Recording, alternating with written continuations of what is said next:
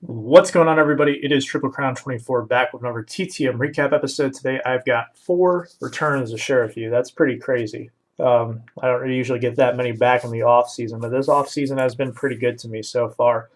One of which is a really big football return.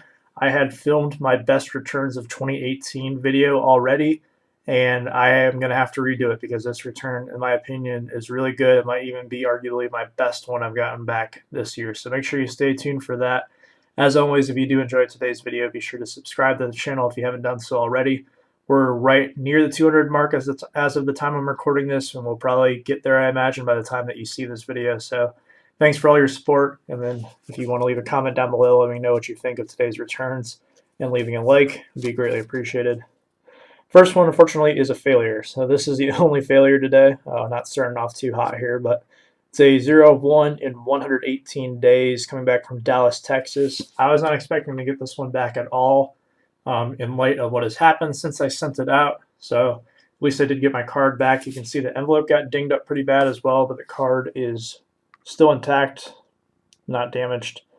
It's a Rangers team card, so for these 2018 ones, I do try to get the players, or the managers, I should say, for each team. And if I can't get the manager, then some kind of executive or a broadcaster, someone who is well associated with the team. So I've kind of put the 2018 project on hold for right now just because there are not that many current players out there who are signing, just because it is the off season right now. But we'll definitely be picking it back up once we get into spring training when I go out and start graphing in the Cactus League. So at least I did get my card back on that one. Moving into the actual successes now. Got a Santa stamp on this one, so that means it's pretty recent. 2 of 2 in 14 days, success number 184 on the year. Won't quite hit that 200 mark, but we're going to make a pretty good run for it, I would say. This is coming back from former big leaguer for a couple different teams, probably most notably with the Los Angeles Dodgers. It would be Franklin Stubbs. First one is the 1990 Upper Deck. I do like the 89 and 90 Upper Deck designs. They're some of my favorite from that era. I do really miss Upper Deck baseball as well. I say it almost every time, I would say, that I get an Upper Deck card back signed, but it's just because they were that good. So this is a nice looking card. His signature is interesting, to say the least. It's kind of looks like a scribble. I don't know.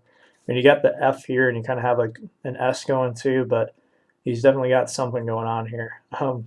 Second one is a little bit different of a signature too, and it is more so kind of looking like a scribble, but you can definitely see that there is the F, and this is kind of like the rest of the name. And then this is the ST for the Stubbs, from what I can tell. So it stands out for sure. But the 92 Fleer Ultra, one of my favorites. I think everyone knows that by now. I talk about it almost every video, but really good looking card. I've been really crushing the 92 Fleer Ultras. It's not something that I'm trying to put together a set for by any means, but they're nice to have signed, and it's something to do during the off season when I can't go for the current players. This next one is a 2 of 2 in 84 days coming out of San Diego, California. I did not remember sending this one out, so I was a little surprised when it came back. It's coming in from former pitcher Mark Williamson, most notably for the Orioles, and he signed this 91 Upper Deck. I do like this one as well, not quite as much as the other years that preceded it. But this is like one of the last really good Upper Deck designs before some of the modern ones, in my opinion. So there's that one. And then the 89 Tops, one of my favorite Tops designs. So happy to add that one in. I'll show you his stats here on the back of the 89 really quick. This was earlier on in his career, so you can see doesn't have too many stats piled up here. He spent a couple of seasons with the Orioles, so this is the beginning of his career. So really solid pitcher for them. I don't really have too much more to say about this one. This was just a guy who I figured I would go ahead and try, and it panned out. So thank you to Mr. Williamson for signing. And this last one is the big one. So it had my Mojo name written on it. It's coming out of Shreveport, Louisiana. I was shocked to get this one back. I knew exactly who it was going to be, especially because it had the additional ounce stamp on it. And I usually save these for the really big returns that I'm really hoping to get back, just because they have to be hand stamped with this. So it kind of avoids them going through the machine and getting any damage. Still, there's always a chance, but this one came out really well. 1 of 1 in 64 days. Success number 186 on the year. Possibly my best one of the year as well. It's a Hall of Fame quarterback on the 18 Classics. No fee from Mr. Terry Bradshaw. Signed in blue. He does sign usually like vertically on the card to not go over the picture of himself. Some players do that. Me personally, I don't mind if they sign over their picture. If they sign sideways like that, it still looks really sharp. The Classics look phenomenal in blue. They are my go-to for football cards. It's not, again, not really a set that I'm trying to put together, but it is definitely like a preference that I have when I'm sending out stuff. Like Fleer Ultra is a preference, or Topps Flagship being a preference for baseball. This is what I go to for football. So this one looks really sharp. Now I have, heard that someone does sign for him. There is a possible ghost signer, and there's times where people say it, there's times where other people are like, no, this is actually his signature.